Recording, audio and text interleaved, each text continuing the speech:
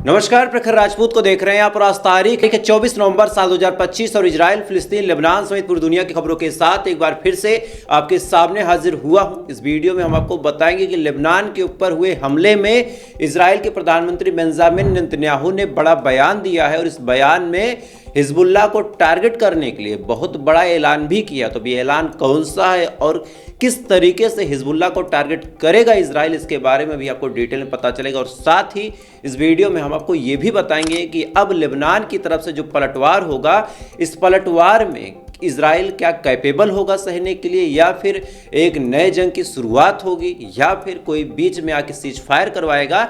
ये तमाम बहुत बड़ी अपडेट है, इसके बारे में आपको अभी डिटेल में पता चलेगा। और साथ ही अब भारत के बगल में ही एक नई जंग शुरू होने जा रही है और इसका इम्पैक्ट सीधा सीधा भारत पे पड़ेगा, इसके बारे में भी अभी आपको डिटेल में पता चलेगा। और साथ ही पाकिस्तान की तरफ से भारत के लिए एक लेटर जारी किया गया और इस लेटर में भारत को क्या कुछ कहा गया और किस हिसाब से हिंदुत्व को टारगेट किया गया है, इसके बारे में अभी इस वीडियो में आपको डिटेल में बताऊंगा। और साथ ही इस समय अमेरिका और इजराइल मिल के कुछ खौफनाक प्लान कर रहे हैं ईरान को लेके। ईरान के सुप्रीम लीडर की जान को खतरा बताया जा रहा है। अब ऐसा क्यों बताया जा रहा है, क्या वजह है, इसके बारे में भी हम डिटेल में एनालिसिस करेंगे। यानी यकीन मानिए आज की जो खबरें हैं बहुत ज़्यादा अहम है, बहुत ज़्यादा इंपॉर्टेंट है, तो वीडियो को लास्ट तक जरूर देखिएगा।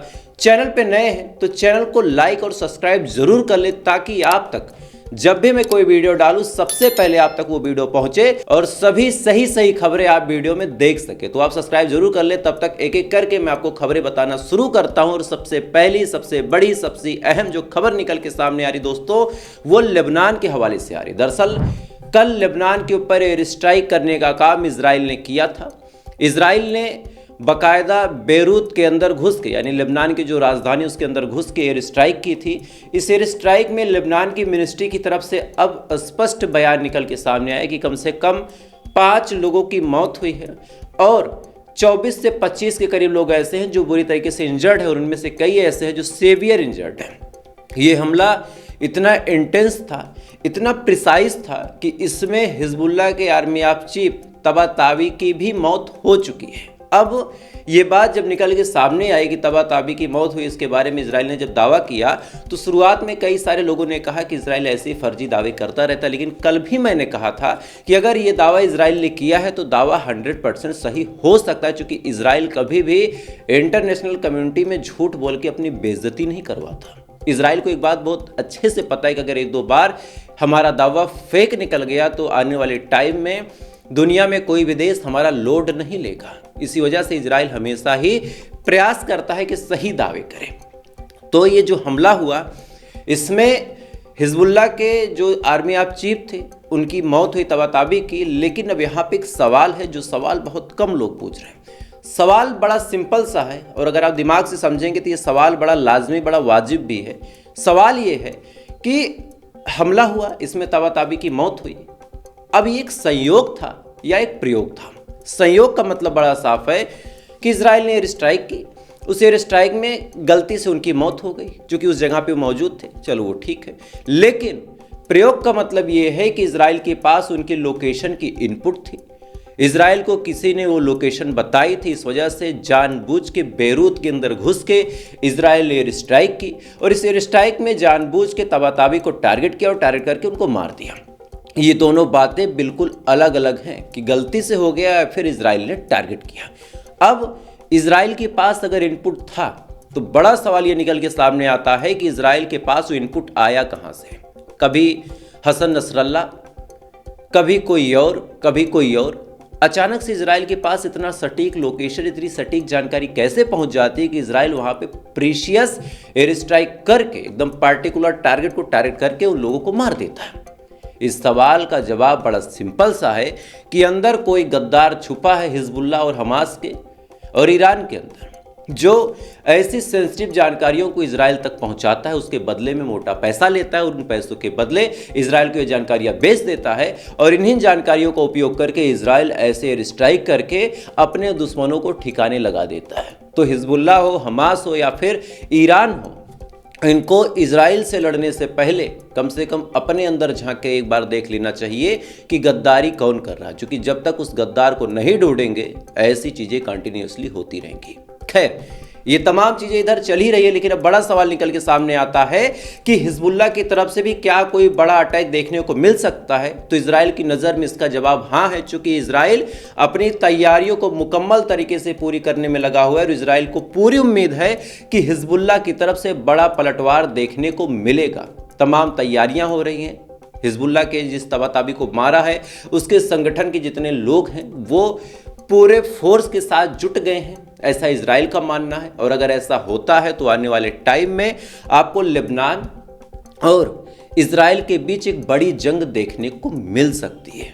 तो ये जंग अगर गलती से भी शुरू हुई तो ये भी आप याद रखिएगा कि इससे बड़ा नुकसान दोनों देशों को होगा, बहुत बड़ा नुकसान। अब ये जंग ना हो तो अच्छा है, लोग अमनो चैन से रहें तो भी अच्छा है, लेकिन नेतन्याहू की जो मंशा है वो भी सही नहीं लग रही। द टाइम्स ऑफ इजराइल की रिपोर्ट है, आप अपनी स्क्रीन पे देख सकते हैं कि नेतन्याहू ने बड़े साफ तौर पे कहा है कि भाई हम हिजबुल्लाह के हर एक आतंकवादी को मारेंगे।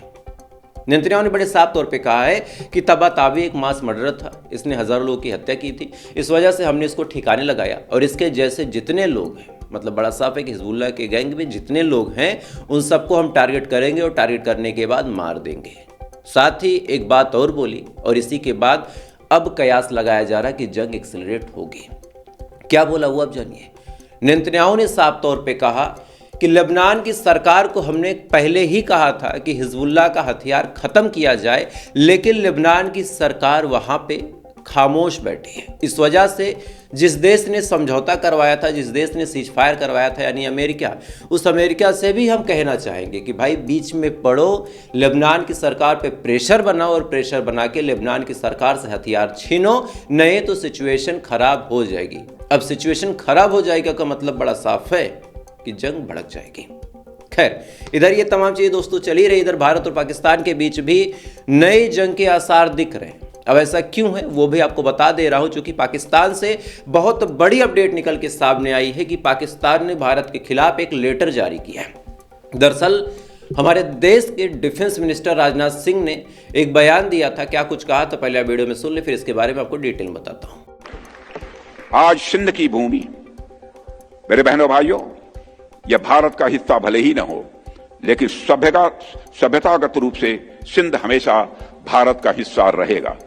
और जहां तक जमीन की बात है तो बॉर्डर्स तो बदल सकते हैं, क्या पता कल को सिंध भारत में फिर से वापस आ जाए। इस वीडियो में आप साफ तौर पे देख सकते हैं कि राजनाथ सिंह ने सिंध प्रांत, जो कि पाकिस्तान का एक हिस्सा है, उसको भारत में मिलाने की बात बोली, चाहे इधर से चाहे उधर से। बात का कंक्लूजन वही था कि हम सिंध को भारत में मिला लेंगे। अब इसी को लेके बड़ा बयान पाकिस्तान के इस्लामाबाद की तरफ से आया है।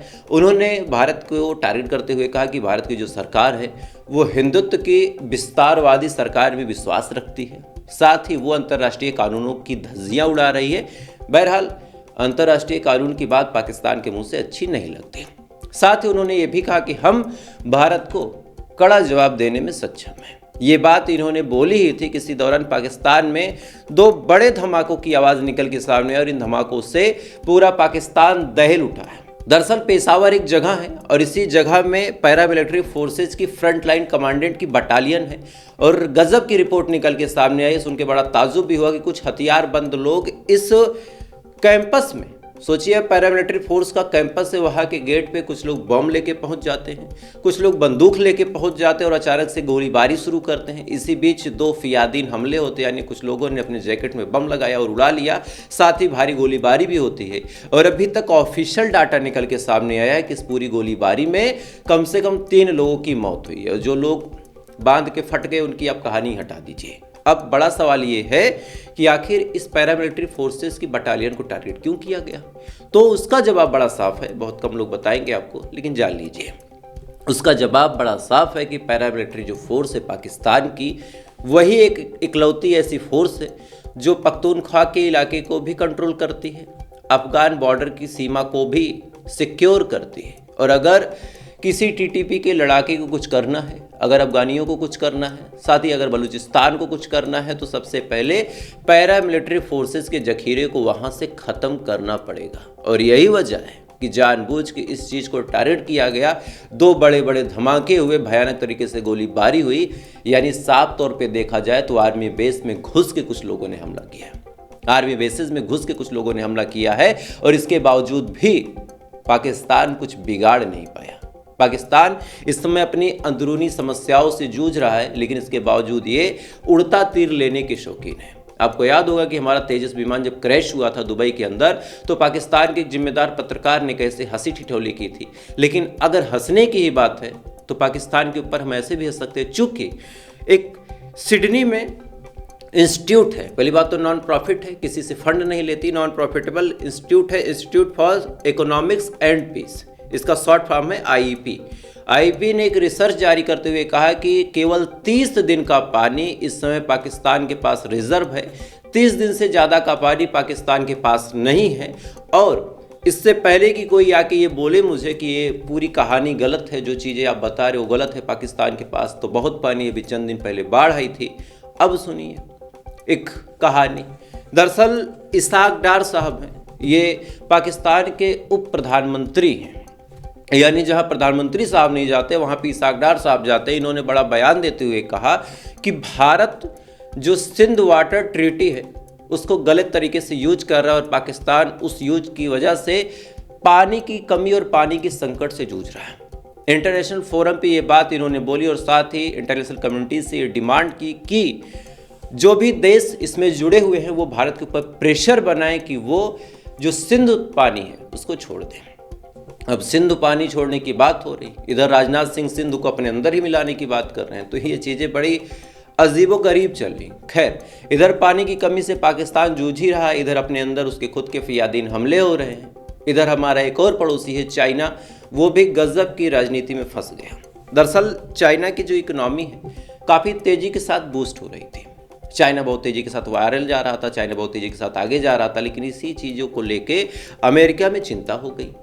अमेरिका ने एक ऐसा खेल खेला है दोस्तों कि इसमें चाइना बुरी तरीके से फंस रहा है और अगर नहीं टाइम पे निकल पाया तो सिचुएशन बद से बदतर हो जाएगी। दरअसल जापान से चाइना के ताल्लुकात शुरू से बड़े गड़बड़ हैं। ताइवान पे हमला करने की पूरी तैयारी चाइना कर ही रहा है। इसी दौरान आप सुनिए कि जापान में एक नए प्रधानमंत्री साहब आए, उन्होंने एक बयान दिया और बताया कि हम और ताइवान दोस्त हैं और कभी चाइना उस पर हमला करेगा तो हम ये कर देंगे वो कर देंगे। अब इसी बात को लेके चाइना बुरा मान गया।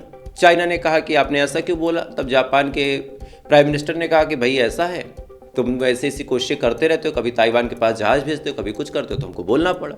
इस पर फिर चाइना के जो प्रधानमंत्री राष्ट्रपति हैं इन दोनों ने माफ़ी मांग ली।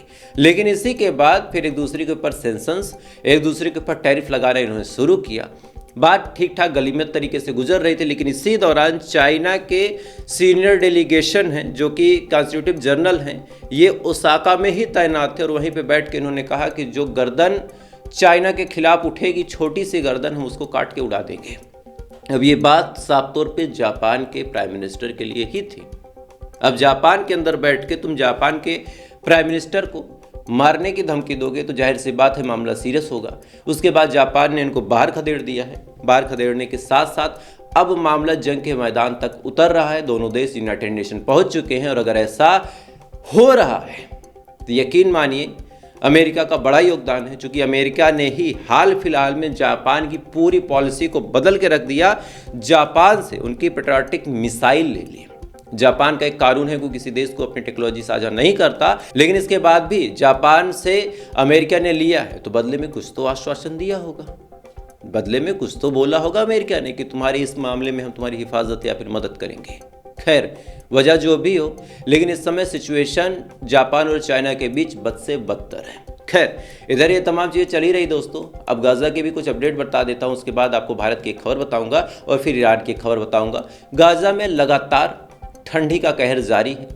ठंड इस कदर बढ़ रही है कि गाज़ा के बच्चे सिहर रहे हैं, ठिठुर रहे हैं और इस समय अलग अलग जगहों से हमास को भी टारगेट करके एलिमिनेट करने का काम इजराइल कर रहा है, क्योंकि वजह बड़ी साफ है कि आज इजराइल अपने सबसे मजबूत दौर में है।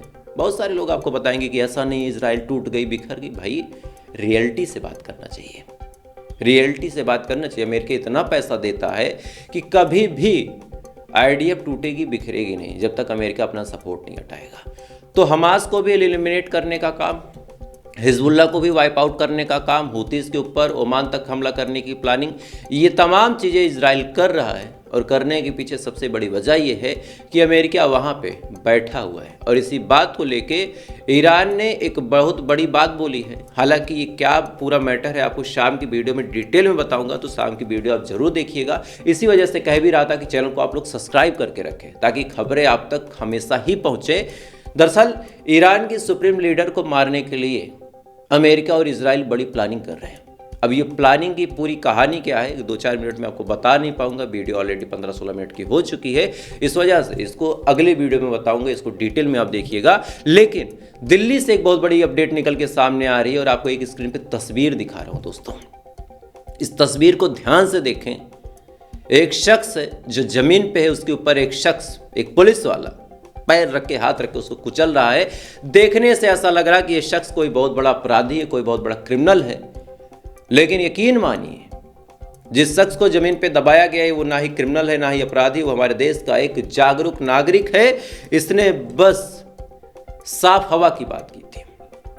दिल्ली में पोल्यूशन इतना तेज है, उसको कंट्रोल करने के लिए सरकार से गुजारिश की जा रही कि आप कुछ कड़े कानून लाएं। और उसी को लेकर जब प्रोटेस्ट हो रहा है, आप तौर तरीका देखिए कि इस हिसाब से प्रोटेस्ट को दबाने के लिए सरकार पुलिस को भेज के वहां पे लोगों को टॉर्चर करवा रही है, किस हिसाब से मार रही, किस हिसाब से पीट रही है। ये चीजें दहलाने वाली हैं। और अगर हम टाइम से जागरूक नहीं हुए, अगर हम सरकार के खिलाफ आवाज नहीं उठाएंगे, साफ तौर पे देखा जाए तो ये तानाशाही है। अगर कोई शांतिपूर्ण तरीके से प्रोटेस्ट कर रहा और इस हिसाब से मारा पीटा जा रहा तो जाहिर सी बात ये तानाशाही, इसके अलावा और कुछ नहीं। खैर, अगली वीडियो में ईरान की पूरी खबर आपको डिटेल में बताऊंगा, तो उसको जरूर देखिएगा। बाकी अभी के लिए बस इतना ही। थोड़ी देर बाद फिर मुलाकात होगी ऐसी किसी अपडेट के साथ। तब तक आप अच्छे रहें, खुश रहें, अपना ख्याल रखिए, अपने देश का ख्याल रखें। जय हिंद, ऊपर वाला की बात करें।